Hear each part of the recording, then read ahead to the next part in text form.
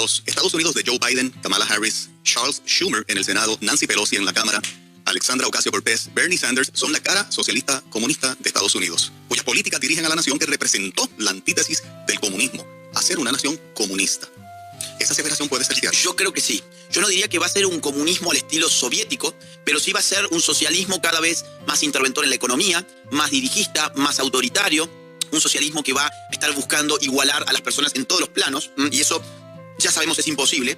Ya sabemos que buscar igualar a las personas en todos los planos involucra coartar sus libertades. Es decir, una cosa es la igualdad ante la ley, a partir de la cual cada uno libremente lleva adelante su proyecto de vida. Y otra cosa es que una autoridad nos diga, no, a ver, voy a tener que empezar a corregir su proyecto de vida para que ustedes sean iguales. Ese partido es un partido que se ha venido estropeando, a mi juicio, desde los Clinton. Es decir, no creo que el problema haya sido de antes de ayer. De los Clinton, Obama fue un punto de inflexión también durísimo. Obama acelera todas estas agendas que ya vendían mucho con Clinton. O sea, estas conferencias de población de ONU que yo les comentaba recién de los 90 era, digamos, bajo Clinton. Y Clinton ahí metió mucha garra. Obama lo va a intensificar. Obama ha donado una cantidad impresionante, por ejemplo, a Planned Parenthood en los Estados Unidos. Impresionante la cantidad de dinero que les ha dado. Al lobby LGBT también, al lobby feminista también. Y ahora, digamos, teníamos una situación que era mofarse de dos personas. Por un lado, obviamente, mofarse de Donald Trump antes de las elecciones del 2016, cuando el tipo se lanza a la carrera, todos los medios, este es un payaso, las tonteras que dice, fíjense las cosas que él, este tipo no va a llegar. Bueno, el tipo llegó, ¿sí? Pero había otro del cual la gente se mofaba en ese momento, que era Bernie Sanders. No es un sujeto que sea de mi agrado, quiero aclarar, pero sí que, digamos, con el tiempo hemos visto, con muy poquito tiempo, que esa es la línea que hoy predomina en el Partido Demócrata. La veíamos como una línea extremista hasta hace apenas 4 años, y hoy es la línea que domina el Partido Demócrata, y es la línea que domina los medios de comunicación en Estados Unidos, y es la línea que domina las universidades en Estados Unidos. O sea, el Partido Demócrata es la punta del iceberg. Abajo del Partido Demócrata lo que vos tenés es eso, un conglomerado de medios que van en esa línea, y abajo de esos medios tenés todavía una base mucho más potente, que son las universidades, de las cuales salen esos periodistas que van a esos medios, y de las cuales salen los políticos y los militantes de la política que terminan en el Partido Demócrata. Entonces, yo creo que esa es la estructura, y es una estructura, es un iceberg, y los icebergs llevan mucho tiempo en formarse, es una estructura que se está formando, yo creo que desde la década del 60, desde los años 60 hasta hoy. Ahora ya estamos viendo la puntita del iceberg, ¿no?, que está ya sobre la superficie. Pero creo que la aseveración es completamente cierta. Estados Unidos ya no representa, mucho menos con este gobierno, el faro de la libertad que representó alguna vez para el mundo. Al contrario. A ver, yo sé que acá tienen un tema del estatus jurídico, etcétera, yo no voy a opinar de nada de eso, pero sí digo, en todos los países a los que voy hay que cuidarse de Estados Unidos. Miren, un país vecino de ustedes. Lo que pasó con República Dominicana fue algo atroz. Obama les puso un embajador LGBT que fue con su esposo, cuya única función en Dominicana fue dedicarse a militar el LGBT y izar la bandera LGBT. O sea, el tipo fue allí a meterse con la cultura dominicana. USAID es el organismo de Estados Unidos para ¿qué? Para comprar políticas públicas a cambio de dinero. Eso es lo que hace USAID. USAID está poniendo dinero en todos los países de nuestra región para impulsar este tipo de agendas. Por ejemplo, pongo el mismo caso porque vengo de allí de hace nada más que un mes y medio. En República Dominicana, USAID les ha financiado un montón de talleres y conferencias sobre aborto, sobre que había que legalizar el aborto, y eso se lo financió USAID en la época de Obama, por ejemplo. Entonces hay que cuidarse, yo creo, de esta gente, sobre todo cuando gobiernan los demócratas, sobre todo. Porque acá sí vamos a salvar a Estados Unidos en 2 gestiones. La de Ronald Reagan. Ronald Reagan frenó toda esa agenda que le venía, por ejemplo, desde Gerald Ford, y antes también desde Lyndon Johnson. Y yo salvo por lo menos la gestión de Donald Trump, que hizo lo que pudo para poder también frenar esta agenda. Pero ahora la contraofensiva va a ser atroz, y esa contraofensiva va a inundar nuestros países de todo esto. Un último dato. Donald Trump desfinancia la IPPF, o sea, la Planned Parenthood, y se lo acusa de xenófobo por querer levantar un muro que por otra parte ya existía, ¿sí? Es decir, en cualquier país, uno para poder ingresar a un país tiene que cruzar por, digamos, una oficina de migraciones, presentar su pasaporte, decir, yo soy fulanito, vengo de este país, quiero entrar al suyo, acá está mi pasaporte, gracias, se lo sella y uno entra. Entonces, ¿para qué era un muro? Bueno, un muro era para que la gente que no quiere entrar por esa oficina no pueda cruzar, ¿ok? Esa fue la política migratoria. Ahora, cuando uno ve qué hizo Biden el primer día, y Donald Trump además, digamos, prohibió utilizar fondos federales para impulsar el aborto, por ejemplo, en México. Pero él era un xenófobo, ¿no? Ahora, cuando gana Joe Biden, el primer día de Joe Biden, lo que hace es empezar a usar nuevamente fondos federales para impulsar abortos en México. ¿Saben por qué? Porque la política migratoria de Joe Biden y de Obama respecto de México ha sido que nazcan cada vez menos mexicanos. Es una forma mucho más efectiva que levantar un muro, ¿no? Okay. Ahora, Biden es amigo de los mexicanos, dicen, ¿no? Agustín, ay, perdón, nos están comprando sin darnos cuenta con todas las ayudas de la pandemia para acá. Se adelantó una agenda y la gente se lo creyó.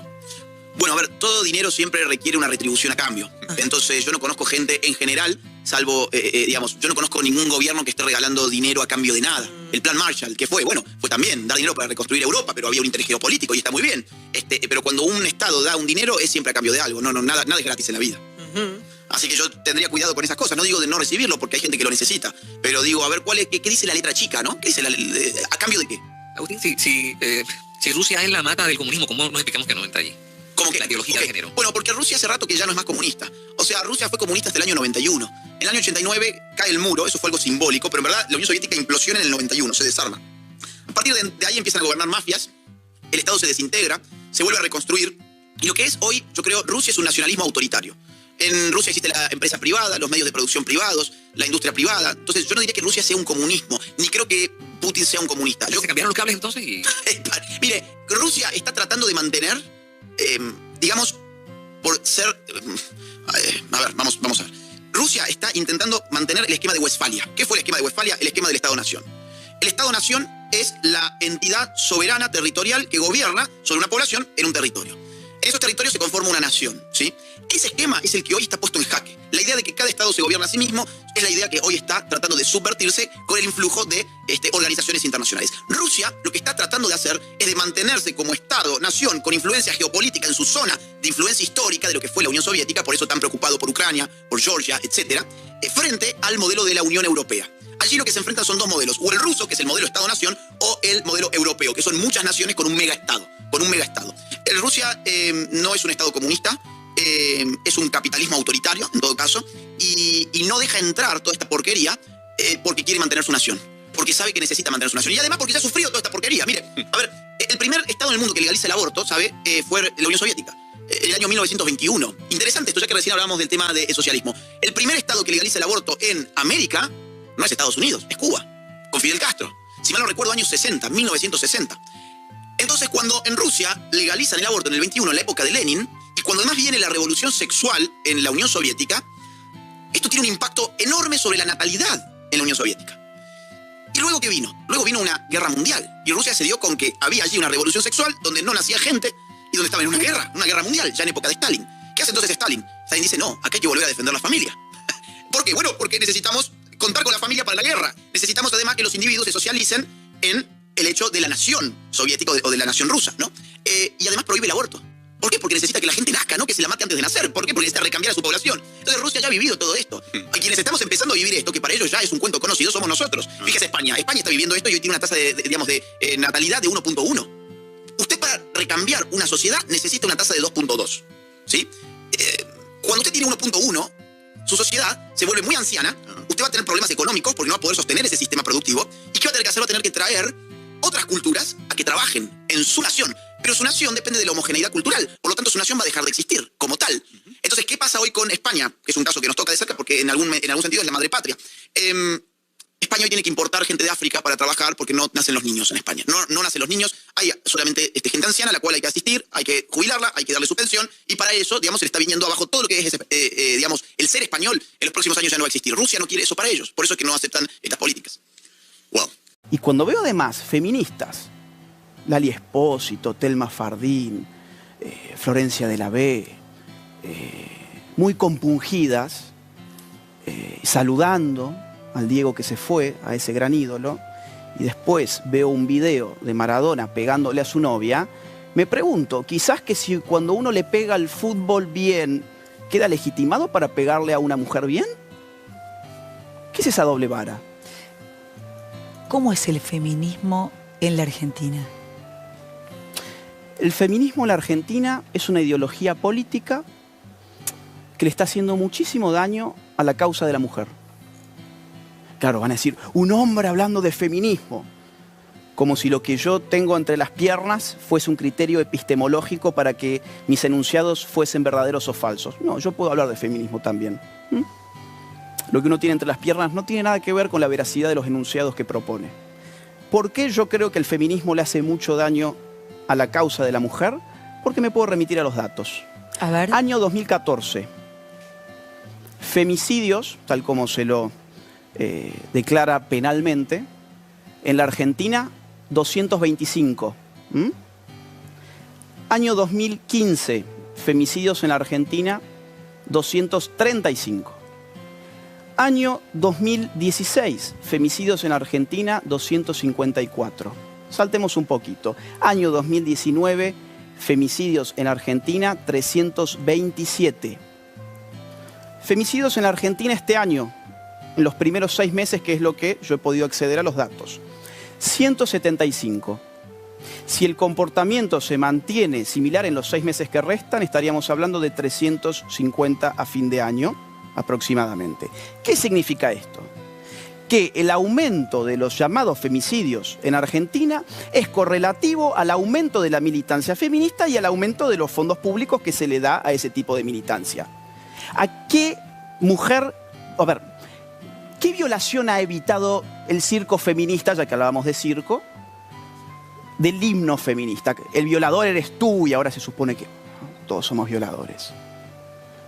¿A qué mujer ha salvado? ¿Hay algún violador que diga, estoy a punto de violar a una mujer y recuerdo esa manifestación feminista allí cantando el himno de una forma muy fascistoide además, ¿no? Con unos movimientos de brazos que a mí me hacían acordar, bueno, a otras cosas, a otras partes de la historia. Y el violador dice, no, yo voy a recapacitar. ¿Cuántas mujeres dejaron de ser golpeadas por esas inscripciones muerte al macho? ¿Cuántos femicidas hay en Argentina? ¿Sabes cuántos hay? No. 0.01% de hombres. Más o menos 21 millones de hombres. ¿Cuántos han matado a sus mujeres? 0.001%. 0.001%. Y resulta que los hombres somos patriarcales, machistas, detestamos a las mujeres, las queremos someter, golpear. Las evidencias dicen otra cosa. A ese 0.001% tiene que estar metido tras las rejas de por vida. Firmo ya. Un violador tiene que estar metido tras las rejas de por vida. Pero ¿sabes quién vota en contra de eso? En la cuarentena, 6.500 presos, donde había muchos violadores y abusadores sexuales que volvieron a abusar de sus víctimas. Yo no las vi a ninguna de las feministas famosas reclamar, digamos, ¿no? Porque ahora ya pueden volver a la cárcel inmediatamente. Yo las cifras que vos tenés no las sé. No se dicen. Pero la verdad es que me pasa algo parecido con el tema del aborto. A mí una de las feministas más conocidas dijo hace poco en un programa de radio que si me encontraban en un, como yo defiendo las dos vidas, en un callejón no sé si me destrozaban la cara. Están llenas de odio. Contagiaban la cara. La verdad que me parece impresionante que a una persona que piensa distinto no la respeten. Pasa, a ver, cuando uno va a su marco teórico, cuando uno va a estudiar a las feministas contemporáneas, uno se va a dar con un marco teórico cargado de odio, ¿sí? No voy a entrar ahora en eso, pero sí quiero sumar de los 6.000 violadores o presos que han salido, que hay una jueza feminista de Neuquén, lo pueden ver en un video mío en YouTube, que liberó a un violador de su propia nieta. ¿Y sabes a dónde lo mandó? A una casa donde vivían 5 niños. ¿Okay? Increíble. Yo hice público, junto con Francisco Neto y con Emanuel Danan, esa información. Se hizo tendencia. En Argentina no hubo una sola feminista que dijera nada sobre la jueza neuquina. ¿Sabés por qué? Porque la jueza neuquina escribe sus fallos con lenguaje inclusivo. Ahí está. ¿Vos te pensás que alguien se incluye por ponerle la letra E? A ver, no seamos tan tontos. Y hay otro punto. En Argentina, según una encuesta que tiene alrededor de un año, de Ipsos, 7 de cada 10 mujeres no son feministas. 7 de cada 10 mujeres en Argentina no son feministas. Entonces yo me pregunto, ¿por qué el movimiento feminista habla en el nombre de la mujer? ¿No? Que hable en el nombre de un sector ideologizado, político, militante del espacio femenino. Muy bien, pero no, que no se apropien de la voz de aquellas mujeres que no son feministas. ¿Sabes por qué lo hacen? Porque quieren equiparar mujer y feminista. Si sos mujer, tenés que ser feminista. Si no sos feminista, entonces no sos mujer, sos enemiga. Vos sos enemiga. ¿Y qué sería ser feminista entonces? Fundamentalmente odiar al hombre. Fundamentalmente odiar al hombre. Pensar que el mundo está dividido en dos, en blanco y en negro, opresores y oprimidos. Un mundo totalmente maniqueo, amigo-enemigo, muy schmittiano. Donde la mujer siempre es víctima, donde el hombre siempre es victimario, donde la mujer siempre pierde en todo, donde el hombre siempre gana en todo. Eso no es así. El 81% de los suicidios en nuestro país lo cometen hombres. ¿Dónde está el patriarcado ahí? En este país había servicio militar obligatorio hasta hace un par de décadas. ¿Quiénes íbamos? Los hombres. ¿Eso es un privilegio del sistema patriarcal? El 81% de los homicidios se cometen contra hombres. La mayor parte de los homicidas en Argentina y en todo el mundo son hombres también. Hay más recibidas de las universidades en Argentina mujeres que hombres, cosa que yo celebro. Ahora, ¿cómo explicamos esto con la teoría de la igualdad de género? ¿Por qué hablamos de unas brechas y de otras brechas no? Según la Organización Internacional del Trabajo, más del 80% de los accidentes y muertes laborales en el mundo las padecen los hombres. ¿Por qué razón? Bueno, ¿acaso los hombres no hacen los trabajos más sucios y más pesados y muchas veces más antihigiénicos e insalubres? ¿Y esa brecha? ¿O hay brechas para unas cosas y brechas para otras que no se pueden decir? Entonces, esto de mirar el mundo en blanco y negro no se corresponde con la realidad y por eso es ideológico. Y las están usando como idiotas útiles. ¿Y en qué momento nos empezó a pasar eso? Porque yo leí un artículo muy interesante que decía: muchos millones de argentinos nos sentimos estafados intelectualmente por los argumentos falaces que presentan quienes conducen el sistema de salud argentino, hablando de aborto, y decían, no es ni por el bien de las mujeres ni es cuestión de salud pública. ¿Qué es el aborto hoy en la Argentina y desde cuándo hablamos del aborto con tanta liviandad? Y sobre todo, yo que soy provida, mira, hoy me animé, creo que a ver parte de un aborto. Estoy estudiando mucho sobre el tema y dije, voy a ver si me animo, porque a veces siento que tengo que convencer a la gente de lo que pienso, ¿viste? Digo, yo no quiero convencer a nadie. Para mí es un tema ético, no es ni siquiera religioso. Pero ¿en qué momento las argentinas o los argentinos hablamos del aborto como si estuviéramos hablando de que matar una vida en el vientre materno fuera como ir al supermercado y hacer una compra? Porque la verdad que no sé en qué momento empezamos a hablar tan livianamente las mujeres del tema del aborto. Yo creo que acá hay que hacer... Mi cuerpo es mío y con mi cuerpo hago lo que quiero. Claro, te olvidás que tenés una vida dentro. Mira, para dar una respuesta a esto, de verdad yo necesitaría una hora. Entonces voy a hacerlo lo más sintético que pueda. Acá hay que hacer una historia de la voluntad de control de natalidad en el mundo, ¿sí? El aborto es una biopolítica. A ver. ¿Qué es una biopolítica? Es una política sobre la población para manufacturar variables demográficas. En este caso, natalidad. Esto es teoría de la conspiración. Este tipo está hablando estupideces de la conspiración. Vamos al informe Rockefeller, año 72, encargado por Nixon y el Congreso de Estados Unidos, titulado El problema de la población y el futuro de América. ¿Qué hay en el mundo sobre población? ¿Qué necesitamos? Abortos. Vamos 2 años más.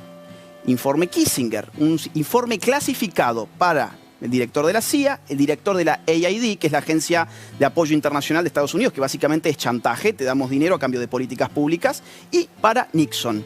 ¿Qué decía el informe Kissinger? Hay un problema de sobrepoblación en el mundo que representa, a su vez, un problema para la seguridad nacional de Estados Unidos. Problema medioambiental, de recursos naturales y de migración, problemas actuales, ¿sí? ¿Qué hay que hacer? Dice textualmente el informe Kissinger, en ningún país se puede bajar la tasa de natalidad sin implementar aborto. Pasamos al 92, el Cairo, Conferencia Internacional de Población de la ONU, organizado por líderes de IPPF. ¿Qué es IPPF? Una organización que se llama Planned Parenthood Internacional, creada en el año 1952 a instancias de Rockefeller, junto con el Consejo de Población, que hoy tiene 44.000 establecimientos en el mundo donde se realizan abortos. ¿Cuántos McDonald's en el mundo hay? 33.900.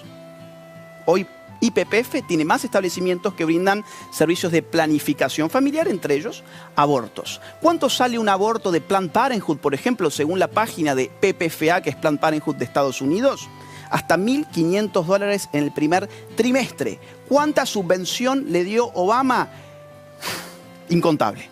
¿Qué hizo Donald Trump? Le quitó la subvención. ¿Qué hizo entonces Trudeau? Le metió anualmente, un programa que ha anunciado ya, más de $1.200 millones por año para las políticas de salud sexual y reproductiva. Lo dijo el año pasado, ¿ok? ¿Cuántas mujeres mueren por aborto en Argentina? La gran pregunta. Es un problema de salud pública, nos han dicho, y por eso paralizamos el país en el año 2018 y lo vamos a paralizar ahora por muy pocos días porque saben que tienen que hacerlo express. Entonces, ¿sabes cuándo se va a votar esto? El día 10 del mes que viene, en un par de días nada más. ¿Sabes cuánto va a durar el debate? Va a durar 3 días que en total van a sumar 24 horas. Así se respeta la vida. Así, ¿cuántas mujeres mueren por aborto en Argentina? Según el último informe de estadísticas vitales del Ministerio de Salud argentino, 19 por aborto inducido. dentro de 21 millones de mujeres, ¿sabés cuánto representa eso? 0.00009%. Mirá, en Argentina más de 6 de cada 10 niños pasan hambre hoy. Más de 6 de cada 10 niños pasan hambre. 4 millones de puestos de empleo se han perdido en los últimos meses por la cuarentena más larga y ridícula del mundo, y la más ineficiente además, junto con la de México. Pero México no fueron tan estrictos. En Argentina hemos tenido la caída del PBI más importante de toda la historia nacional y una de las más importantes del mundo. Más de 19 puntos del PBI en el último trimestre. En Argentina nos estamos acercando al 50% de la pobreza. Estamos hablando casi de la mitad del país de pobres. Pero bueno, ya no hay pan, hay circo, ¿no? Si la gente no vive de pan, pues vivirá de saltar, manifestarse, gritar, cantar, ir a la Casa Rosada, pasársela bien un rato, ¿no? Despedir a un ídolo, pero después vuelve a su casa y la realidad es otra, ¿no? Y la realidad es que este país es cada vez más pobre, más miserable. Este país está cada vez más lleno de corruptos que no pagan por robarle al pueblo, pero hay circo. Entonces vamos a festejar.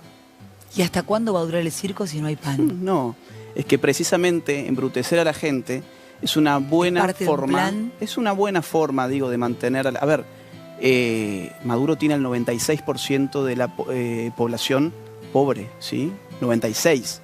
Acá ya estamos cerca del 50. En Argentina somos el segundo país con más inflación en el mundo.